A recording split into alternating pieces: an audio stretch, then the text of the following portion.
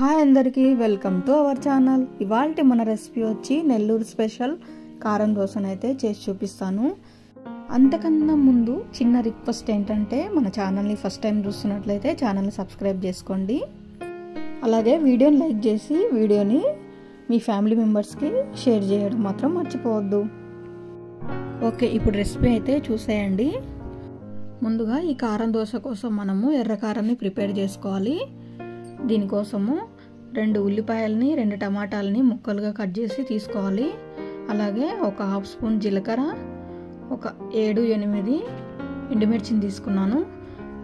అలాగే పొట్టు తీసుకున్నటువంటి కొన్ని వెల్లుల్లిని తీసుకున్నాను. వీటన్నిటిని మిక్సీలో వేసి మెత్తటి పేస్ట్ లాగా చేసుకోవాలి. అన్నీ ఇలా మిక్సీలో వేసుకున్న తర్వాత టేస్ట్కి సరిపడా సాల్ట్ వేసుకొని ఎర్రకారాన్ని ప్రిపేర్ చేసుకోవాలి.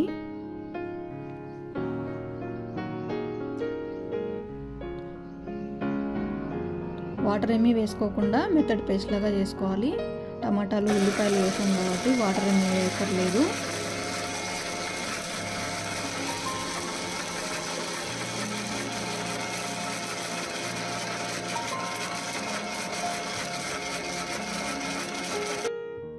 ఎర్రకారం అయితే రెడీ అయిపోయింది. దీనికి మనం పోపు పెట్టుకుందాము.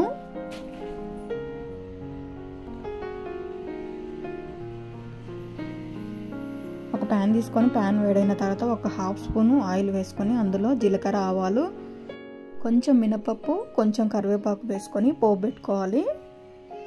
ఈ పోపులోనే మనం ప్రిపేర్ చేసుకున్నాం కదా ఎర్రకారాన్ని ఇందులో వేసుకొని పచ్చివాసన పోయే వరకు ఒక 2 నిమిషాలు ఉడికించుకుంటే సరిపోతుంది.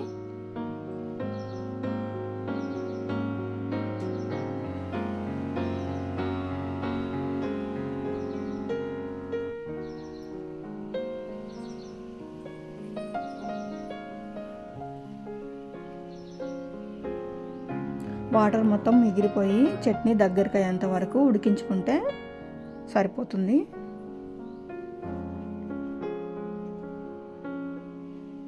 ఇలా మధ్య మధ్యలో కలుపుకుంటూ ఎర్రకారాన్ని ఉడికించుకోవాలి. ఎర్రకారం అయితే రెడీ అయిపోయింది, పక్కన పెట్టేసుకుందాము. ఇప్పుడు దోశ ప్యాన్ తీసుకొని ప్యాన్ వేడైన తర్వాత దోశ వేసుకొని దానిపైన ఎర్రకారాన్ని వేసుకొని స్ప్రెడ్ చేసుకోవాలి.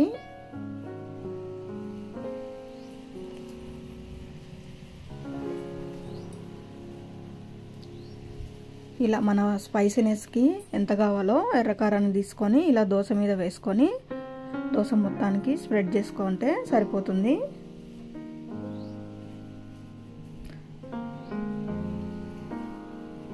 ఇలా స్ప్రెడ్ చేసుకున్న తర్వాత నెయ్యితో కానీ ఆయిల్తో కానీ దోశని కాల్చుకోవాలి.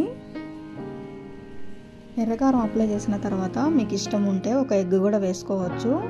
ఎగ్ దోశ కూడా చాలా బాగుంటుంది. దోశ అయితే రెడీ అయింది, ప్లేట్లోకి తీసుకుంటున్నాను. నేను దోశని ఒకే వైపు కాల్చాను. మీకు ఇష్టం ఉంటే 2 వైపులు కూడా కాల్చుకోవచ్చు. ఇలా దోశ రెడీ అయిన తర్వాత మీకు నచ్చిన చట్నీతో ట్రై చేయండి, చాలా బాగుంటాయి. అలాగే వీడియో నచ్చినట్టయితే వీడియోని లైక్ చేయండి. ఫస్ట్ టైం మన ఛానల్ చూస్తున్నట్టయితే ఛానల్ సబ్స్క్రైబ్ చేసుకోండి.